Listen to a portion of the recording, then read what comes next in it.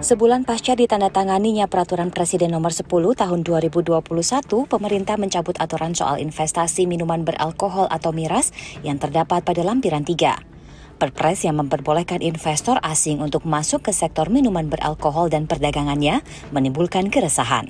Setelah menerima masukan-masukan, saya putuskan lampiran Perpres terkait pembukaan investasi baru dalam industri minuman keras yang mengandung alkohol, saya nyatakan dicabut. Kebijakan pemerintah yang berubah-ubah dengan cepat dikhawatirkan bisa menimbulkan keresahan di mata investor. Ekonom Indef Abra Talatov menilai keputusan Presiden yang membatalkan aturan investasi miras membuktikan bahwa produk kebijakan tersebut dilakukan gegabah dan terburu-buru. Regulasi premotor itu juga diduga tidak dilandasi dengan kajian yang mendalam dan komprehensif dalam melihat dampaknya bukan hanya terhadap aspek ekonomi, tetapi juga ekses pada isu kesehatan, sosial, dan politik nasional. Sehingga sangat wajar jika peraturan tersebut menimbulkan kontroversi di masyarakat, karena memang minimnya ruang aspirasi bagi tokoh masyarakat, ormas, dan unsur masyarakat lainnya. Bahkan, Wakil Presiden pun ternyata sampai terkejut karena merasa tidak pernah dilibatkan dalam perumusan kebijakan tersebut. Kemudian alasan pencabutan daftar negatif investasi pada industri miras dengan dalih menggenjot investasi nasional juga sama sekali tidak masuk akal karena realisasi investasi langsung pada tahun lalu pun ternyata masih tumbuh positif hingga 2,1%. Sementara itu, Ketua Umum DPP HIPI DKI Jakarta Sarman Simanjorang mengklaim pembatalan Perpres ini tidak menimbulkan dampak bagi investasi. Saya melihat karena ini baru keluar, ya belum lama dan belum sempat disosialisasikan kepada kalangan dunia usaha.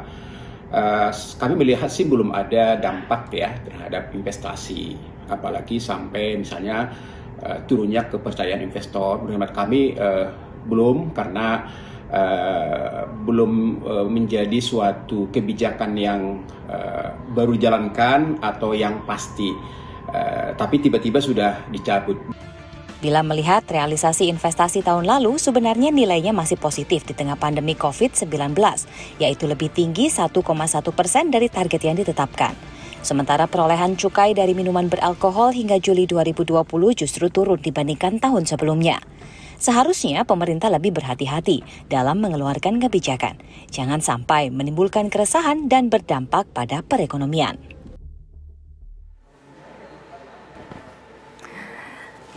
Selamat malam pemirsa, Indonesia Business Forum kembali hadir. Ini ada yang menarik beberapa hari terakhir ketika Perpres nomor 10 tahun 2021 baru saja disosialisasikan untuk bisa segera diimplementasikan.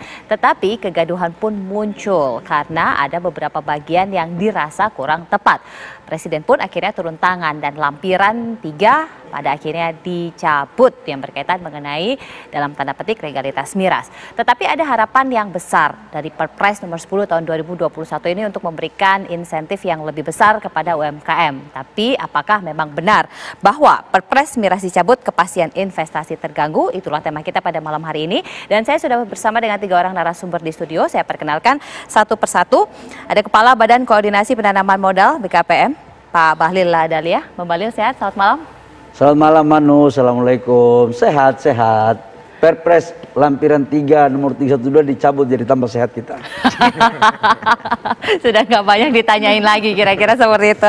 Selanjutnya ada Pak Bambang Britono yang merupakan Ketua Hubungan Antar Lembaga PHRI. Pak Bambang, selamat malam. Selamat malam Mbak Mano.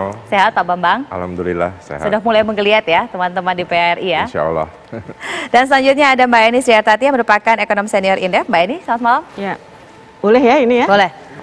Assalamualaikum warahmatullahi wabarakatuh. Waalaikumsalam. Ini saya tanya langsung ke Mbak Eni dulu deh. Mbak Eni pasti punya catatan khusus ya, karena memang banyak orang yang ada yang lega, tapi pada akhirnya ada yang juga menilai bahwa baru saja disosialisasi tetapi kemudian sudah dicabut lagi. Ada ketidakpastian di sini. Padahal ketika kita bicara mengenai investasi harus ada kepastian hukum di sana supaya investor ini tenang hatinya. Nah, kalau catatan dari Mbak Eni sebelum nanti saya ke Pak Bambang tentunya. Ya.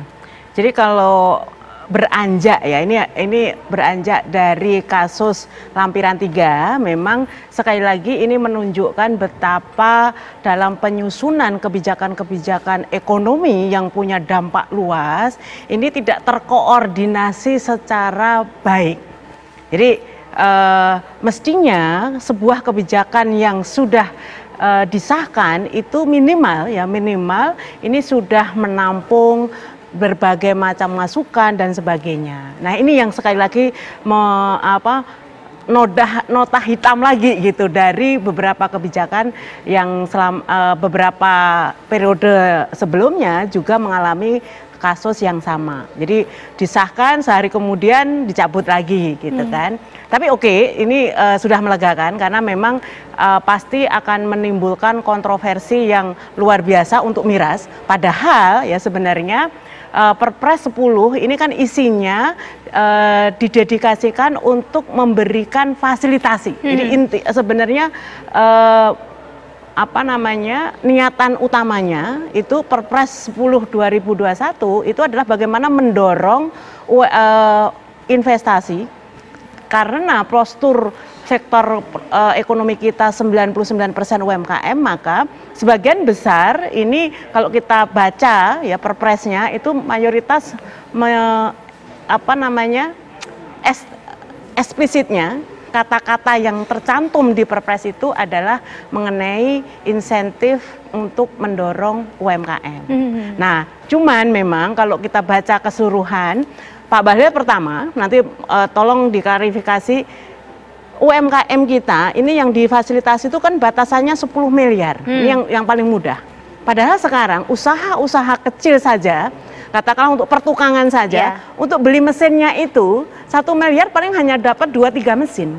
Jadi kalau batasannya itu di bawah 10 miliar itu sudah pasti banyak sekali nanti UMKM yang seharusnya mendapatkan fasilitasi itu nggak dapat hanya karena definisi. Nah itu pertama. Nah yang kedua adalah yang dibutuhkan oleh UMKM kita itu tidak sekedar proteksi, artinya perlindungan. Oh ini boleh nggak boleh dimasuki gitu kan, apalagi yang nggak boleh dimasuki hanya di bawah 10 miliar gitu. Tetapi yang paling mereka butuhkan adalah insentif konkret untuk mereka di-empowering, diberikan akses. Nah, akses inilah yang sebenarnya kita tunggu-tunggu itu muncul di dalam Perpres 10 2021. Nah, yang ketiga adalah ini kan ada semacam beberapa keperpihakan, katakanlah ini diwajibkan bermitra dan sebagainya. Nah, tetapi ya yang selama ini dikeluhkan oleh para UMKM ini itu hanya narasi. Jadi apa yang dalam tanda kutip agar ini benar-benar terselenggara kolaborasi antara yang besar, menengah dan kecil ini mampu secara bermitra gitu, dan mitranya tidak perlu kawin paksa gitu.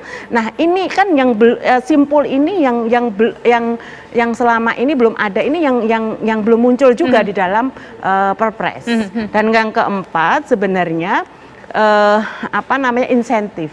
insentif fiskal seperti tax allowance, tax holiday dan sebagainya itu mungkin untuk yang menengah. Tapi untuk yang kecil, apalagi yang mikro, ultra mikro, itu tax allowance, tax holiday itu masih di awang-awang karena mereka untuk bisa survive aja itu masih mendapatkan banyak sekali kendala. Nah itu secara umum yang sebenarnya ditunggu-tunggu dari Perpres 10 2021 ini. Pak Bambang, kalau Pak Bambang ini sebenarnya kan hal baik ya ketika Perpres kemudian disahkan. Nah teman-teman sendiri catatan dari pengusaha khususnya PHRI berkaitan mengenai hal ini Pak. Ya, terima kasih Mbak Manora. Industri kami pariwisata itu sebetulnya rohnya adalah keterbukaan. Ya. Karena bagaimana kita bisa menarik wisatawan dari seluruh dunia kalau kita tidak terbuka. Karena travelers itu berbagai macam latar belakangnya, jadi kita tidak melihat dari mana warna kulit dan lain-lain. Nah, prinsip keterbukaan itu adalah yang terpenting di dalam industri pariwisata. Nah, kami melihat banyak sekali sebetulnya peluang-peluang terhadap UMKM di daerah potensi terkait dengan pertanian maupun kearifan lokal. Karena banyak sekali hasil-hasil bumi yang karena jumlahnya banyak itu kalau tidak diproses dia akan busuk. Nah di banyak daerah itu ada keterampilan warisan budaya untuk mengolah hasil-hasil alam sehingga bisa menjadi nilai tambah yang lebih baik gitu. Nah kita pikir kalau di dunia pariwisata itu kan perlu aksesibilitas, perlu amenities, dan perlu atraksi, ya. Dan apa yang sekarang sedang didorong ke UMKM ini kita melihat itu bisa menjadikan satu integritas yang baik dari hulu ke hilir karena ada petaninya, tapi ada proses pembuatannya, ada support dari pemerintah sehingga itu bisa mengangkat potensi-potensi ekonomi di daerah. Tapi ketika kemudian teman-teman pengusaha tentu butuh kepastian ya Pak ya, melihat kondisi baru saja kemudian disosialisasikan, meskipun sebenarnya tanda tangannya sudah agak lama, tapi baru saja disosialisasikan, kemudian gaduh, kemudian pada akhirnya dicabut. Nah, bicara soal minuman beralkohol, sebetulnya Indonesia ini sudah sangat regulated. Jadi saya perhitungkan kira-kira mungkin ada 189 aturan yang sudah mengatur minuman beralkohol. Mulai dari produksinya, kemudian distribusinya, tempat dikonsumsinya. Kayak kami di perhotelan, di hotel dan restoran itu kan dihilir. Untuk bisa menjual minuman beralkohol itu izinnya banyak sekali gitu. Dan tiap pergerakan minuman beralkohol itu ada dokumen-dokumen yang menyertainya gitu ya.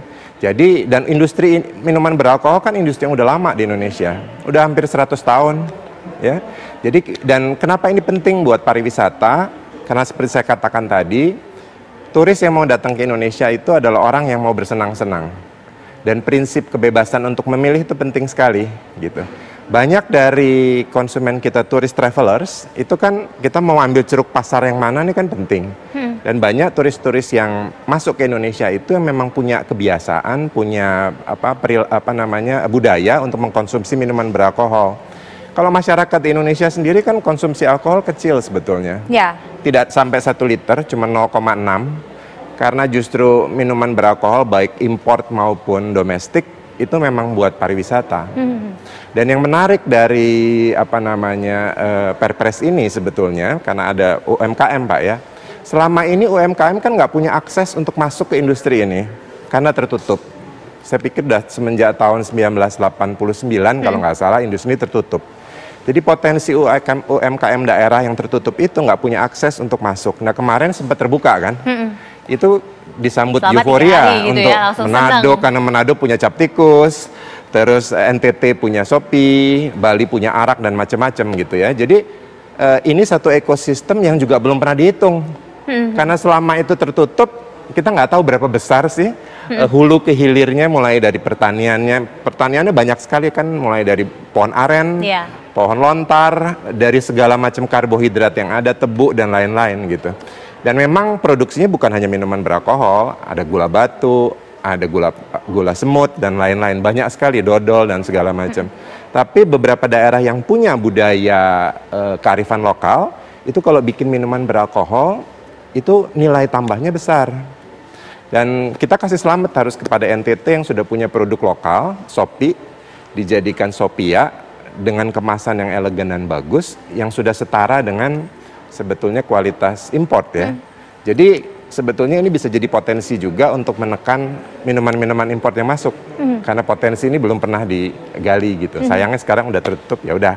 Berarti kita harus... Ya udah nanti kita urus yang lain lagi, kebijakannya disusun lebih baik lagi supaya tidak kemudian menimbulkan kegaduhan. Kalau memang harapannya seperti yang disampaikan Pak Bambang, itu memang bisa dibuka, tetapi dengan ketentuan bahwa ini yang berbasis misalnya potensi kearifan lokal.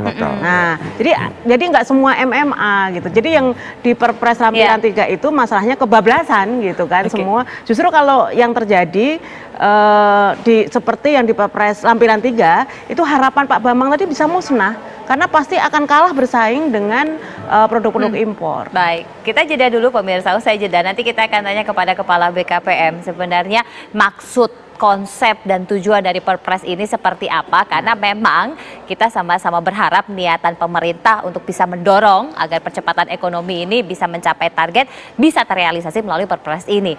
Pak Bahlil nanti akan jelaskan, jadi tetaplah bersama kami di Indonesia Business Forum. Ada yang masih dijelaskan, diluruskan oleh Pak Menteri supaya tidak kemudian simpang siur niat baik pemerintah untuk bisa mendorong percepatan UMKM ini agar pertumbuhan ekonomi sesuai target yang dicanangkan oleh pemerintah. Silakan Pak Menteri. Ya baik, Manu, saya boleh buka masker ya. Saya ingin menjelaskan dikit dulu terkait dengan apa sih tujuan daripada Perpres nomor 10 tahun 2001 tentang bidang usaha penanaman modal. Sebenarnya Perpres ini terdiri dari 15 pasal, 104 halaman, yang juga terdiri dari lampiran 1, lampiran 2, lampiran 3. Secara substansi, Perpres ini mengandung 3 hal. Yang pertama itu adalah bidang usaha prioritas dalam mendorong investasi yang berorientasi pada transformasi ekonomi.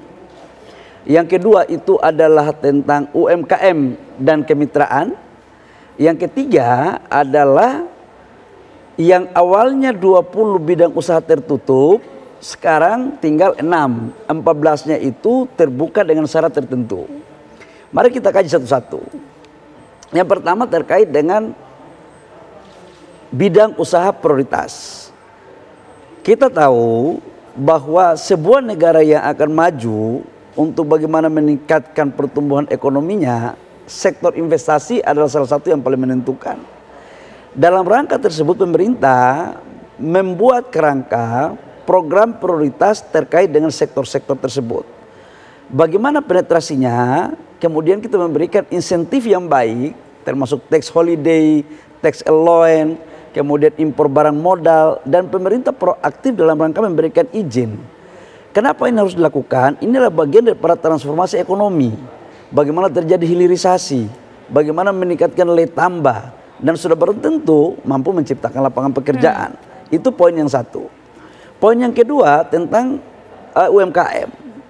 Saya harus mengatakan bahwa di Undang-Undang Cipta Kerja di pasal 90 di situ mengatakan bahwa pemerintah pusat dan pemerintah daerah berkewajiban untuk memfasilitasi UMKM baik dari sisi pasar, kolaborasi maupun dari sisi pembiayaan. Dalam turunannya di Perpres nomor 10 ini yang awalnya itu hanya 145 bidang usaha yang dicadangkan untuk UMKM. Di Perpres nomor 10 itu menjadi 165. Dan ada pada 89 bidang usaha. Ini adalah bentuk keberpihakan pemerintah pada UMKM. Pertanyaan yang tadi Mbak ini sampaikan, apa sih insentif untuk UMKM kalau itu cuma hanya sebagai narasi? Saya ingin mengatakan bahwa klasifikasi UMKM itu modalnya 10 miliar ke bawah minus bangunan dan mesin. Jadi itu modal kerjanya tok. Minus bangunan dan mesin. Dalam rangka bagaimana kemudian mengoptimalkan peran UMKM, yang pertama adalah kolaborasi. Sekarang di undang-undang tersebut dan salah satu KPI BKPM adalah setiap investasi yang masuk di daerah wajib hukumnya untuk berkolaborasi dengan pengusaha nasional di daerah dan UMKM. Yang kedua adalah bagaimana pemerintah hadir untuk memberikan satu kemudahan perizinan berusaha. Karena 99% UMKM kita itu 51%-nya itu Mbak Eni belum mendapatkan legalitas usaha mereka. Makanya UMKM kita lebih banyak informal. Dikaitkan dengan kredit lending kita, tidak heran kemudian dari 6.000 triliun kredit lending itu UMKM hanya mendapat kurang lebih sekitar 18,2%. Tidak lebih dari 1.172 triliun. Kenapa? Karena memang mereka punya akses perbankan belum bisa karena belum legal. Dengan undang-undang ini, maka dengan Perpres ini, maka UMKM yang belum legal itu kita legalkan lewat NIB. Dan itu tanpa biaya. Harapannya akses perbankan itu bisa masuk, itulah bagian insentif. Selama ini mereka nggak bisa mendapatkan KUR karena mereka tidak mempunyai legal. Satu. Yang kedua, kalau ditanya apa sih konsekuensinya kalau pengusaha-pengusaha besar ini nggak masuk, nggak menggandeng UMKM? Kebetulan ini setelah ini Perpres ini keluar, saya membuat peraturan badan BKPM. Harus saya jujur mengatakan kalau seandainya nggak ada investor yang mau kolaborasi, ya mohon maaf izinnya mungkin kita nggak bisa kasih. Harus ada political will yang tegas dari pemerintah. Undang-undang ini kan memberikan rasa keadilan. Dan dalam konteks itu saya sebagai orang yang diberikan amanah untuk memimpin BKPM selalu konsisten. Dan itu terjadi sejak sama Ketua Umum HIPMI. Investasi yang masuk betul memberikan pertumbuhan ekonomi pada daerah, tapi juga harus pertumbuhan ekonomi yang merata. Apa maksudnya merata? Adalah harus melibatkan pengusaha nasional daerah dan UMKM. Sekarang katakanlah contoh, banyak investor yang masuk membutuhkan insentif fiskal, butuh master lease, butuh tax holiday. Kita bikin syarat. dan kita bikin di peraturan badan. Oke, kita kasih, tapi mana item pekerjaan yang you harus libatkan pengusaha daerah? Mana item pekerjaan yang harus dikasih kepada UMKM? Bukan pengusaha nasional yang ada di Jakarta lagi. Kalau enggak, lu lagi yang kaya gitu. Kita membutuhkan pemerataan. Itu sebenarnya substansi daripada Perpres ini, salah satu diantaranya. Dan yakinlah bahwa kami di BKPM akan selalu konsisten karena perintah Bapak Presiden jelas kepada kami. Mas Bahlil tolong ngecek, tolong dipikirkan agar kita membutuhkan tambahan dunia usaha baru dan bagaimana meningkatkan naik kelas. Itu tidak bisa kita menunggu pengusaha besar insaf untuk memberikan itu. Harus ada penetrasi regulasi dan instrumennya adalah Perpres ini. Terkait dengan poin nomor 3, saya ingin mengatakan ini. Perpres nomor 3 ini kan sebenarnya adalah lampiran nomor 3, poin nomor 3 dari para Perpres nomor 10 ini sebenarnya adalah yang awalnya ada 20 bidang usaha yang tertutup. Sekarang tinggal 6. 14-nya dibuka termasuk diantaranya minuman alkohol. Ini sebenarnya terbuka dengan syarat tertentu. Apa yang melatar belakangi? Kalau ditanya apakah ini sudah dilakukan konsultasi publik atau tidak, dalam proses pembuatan PP 46 dengan Perpres 5, itu Kemenko Perekonomian itu membentuk namanya tim aspirasi. Kemudian membuka website untuk menyampaikan masukan-masukan terkait dengan draft PP maupun draft Perpres. Ada sekitar 3 juta lebih yang mempergunakan fasilitas itu untuk kemudian mereka menyampaikan masukan-masukannya. Terkait dengan minuman alkohol, di poin A dan poin B itu, memang di poin A itu diberikan hanya NTT, Bali, Sulut, dan Papua. Kemudian di poin B-nya itu adalah boleh mengajukan rekomendasi gubernur kepada BKPM. BKPM nanti akan mengeluarkan izin. Apa sih filosofis dasar berpikirannya? Di situ kan memperhatikan kearifan lokal. Kami memaknai ada aspirasi dari beberapa provinsi seperti NTT dan sekelompok masyarakat, ada juga di Bali dan sekelompok masyarakat, sekalipun tidak semua. Bahwa di sana ada sebuah proses kearifan lokal yang sudah terjadi turun-temurun lewat tumbuh-tumbuhan, yaitu sopi, ya kemudian cap tikus, dan itu mempunyai nilai ekonomi yang bagus kalau dikelola secara baik. Dikaitkan dengan UMKM, kenapa? Karena mereka ini petani-petani sebenarnya. Nah, dalam pandangan kita kemudian kita kolaborasi, kalau ini dibangun industrinya yang baik, maka pasti akan bisa mendapatkan nilai ekonomi yang lebih baik.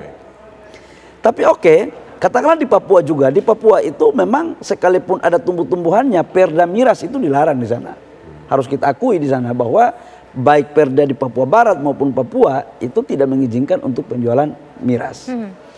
Tetapi yang saya menyampaikan begini, proses itu sudah terjadi dan kemudian Bapak Presiden sangat bijaksana sekali dengan melihat perkembangan dinamika yang terjadi, aspirasi dari tokoh-tokoh agama, dari ulama, dari MUI, NU, Muhammadiyah, tokoh-tokoh gereja maupun tokoh-tokoh agama lain dan organisasi kepemudaan Islam, itu kemudian dimaknai bahwa ada persoalan bangsa yang mungkin lebih besar yang harus kita dahulukan.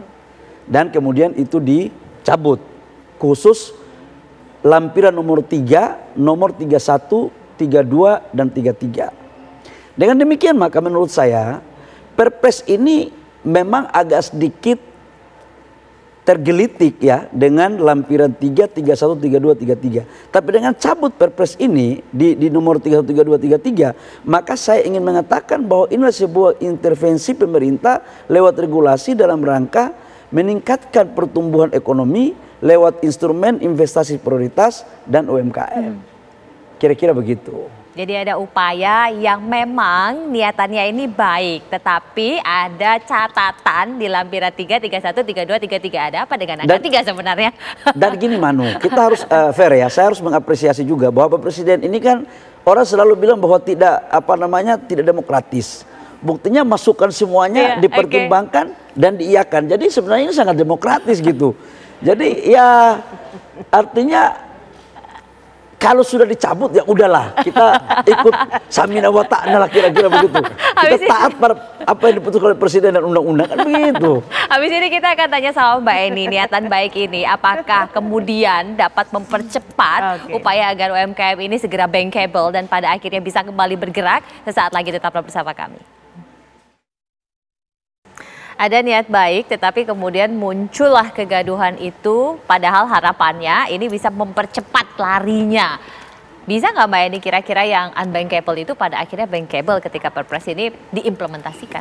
Ya, jadi secara keseluruhan sebenarnya kalau mendengar penjelasannya Pak Menteri Bahlil itu, ada komitmen yang luar biasa di dalam Perpres 10 2021 ini, terutama tadi memfasilitasi sektor-sektor investasi prioritas. Dan memfasilitasi juga agar terjadi kemitraan. Nah, yang selama ini nggak jalan. Kolaborasi yang sebenarnya sangat-sangat ditunggu-tunggu oleh para UMKM kita gitu. Jadi jangan sampai kita sebenarnya kan selama ini tidak pernah ada a priori untuk investasi besar, terutama investasi asing yang masuk, tetapi jangan mengkooptasi gitu kan, menguasai dari hulu sampai hilir. Nah, dengan mendorong kemitraan ini tentu ini akan menumbuhkan UMKM kita ke depan untuk naik kelas. Yang selama ini nggak pernah naik kelas. Nah, cuman pertanyaannya Pak Bahlil, di dalam teks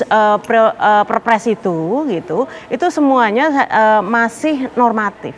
Artinya dukungan untuk sektor-sektor prioritas itu sendiri konkretnya seperti apa itu juga belum jelas. Biasanya aturan turunan, apalagi bentuknya sudah Perpres, Kepmen gitu, itu sudah relatif teknis, real. Jadi apa yang akan diberikan oleh pemerintah gitu. Misalnya tax allowance seperti apa? Karena selama ini banyak sekali pertanyaan, loh kok dia dapat tax allowance gua enggak? Kok dia dapat tax holiday gua enggak? Dan itu nggak pernah rasa clear. Keadilan itu pada akhirnya tidak terjawab. Transparansi, akuntabilitas, kriteria siapa yang bisa mendapatkan itu yang selama ini menjadi pertanyaan di dalam pemberian insentif fiskal. Nah, kedua tadi kemitraan. Jadi ini mendorongnya instrumennya seperti apa? Jadi kalau mereka tidak mau bermitra, sanksinya apa? Gitu kan, dan terutama sekali mekanisme apakah itu seperti apa kelembagaannya. Kelembagaan tidak selalu dalam bentuk organisasi ya. Kelembagaan itu misalnya bagaimana sistemnya. Nah, ini yang mestinya clear juga di dalam Perpres agar ini sekali lagi tidak hanya naratif. Nah, saya kenapa tadi menggarisbawahi betul yang 10 miliar, sekalipun tadi sudah dijelaskan itu di luar bangunan dan mesin, tetapi modal kerja untuk 10 miliar itu lebih banyak ya dilakukan oleh skala mikro dan ultramikro. Yang menengah itu sudah pasti di atas 10 miliar. Nah, sementara kalau kita berharap kemitraan yang dilakukan oleh usaha-usaha besar dengan yang sangat kecil tadi, ini kejauhan. Jadi lag-nya itu kejauhan, jadi nggak bisa mengimbangi gitu kan. Nah, artinya berbagai macam komitmen baik tadi, yang angin surga tadi, ini bisa terpatahkan hanya karena kriteria yang 10 miliar ini gitu. Nah, jangan sampai seperti itu.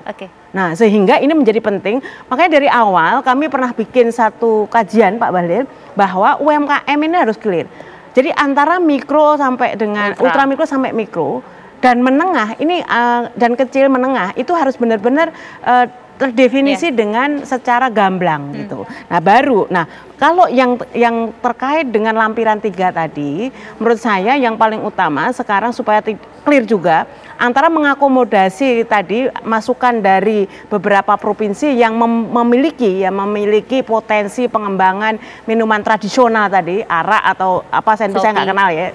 Nah, itu mestinya bunyi Perpresnya juga langsung konkret saja gitu loh. Misalnya untuk mendorong potensi lokal atau minuman lokal, Milo, minuman lokal. Jadi ini bukan promosi satu merek. Nah, itu lebih clear. Jadi tidak akan menimbulkan banyak kegaduhan, tapi tujuan untuk pemberdayaan potensi daerah bisa tercapai. Pak Bambang pasti juga akan memberikan masukan apa yang tadi sudah disampaikan sebagai respon apa yang sudah disampaikan oleh Pak Menteri, dan Pak Menteri akan menjawab, tetapi kita kembali jeda, sesaat lagi kami akan kembali.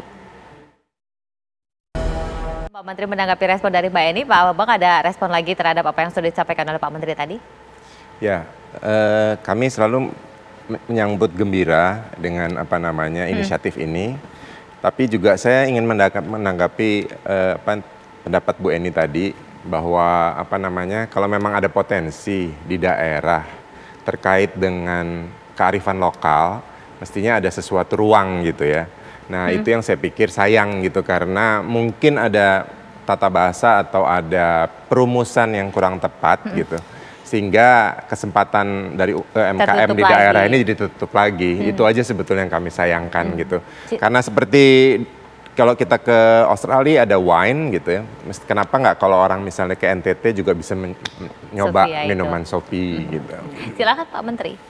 Ya, yang pertama tadi saya ingin menegaskan kembali tentang apa yang disampaikan oleh senior saya dan juga guru saya Mbak Eni ini terkait dengan kenapa sih tidak secara detail tegas dalam Perpres tentang keberpihakan kepada UMKM seperti apa. Saya ingin menjelaskan bahwa setelah Perpres ini nanti ada peraturan Badan BKPM.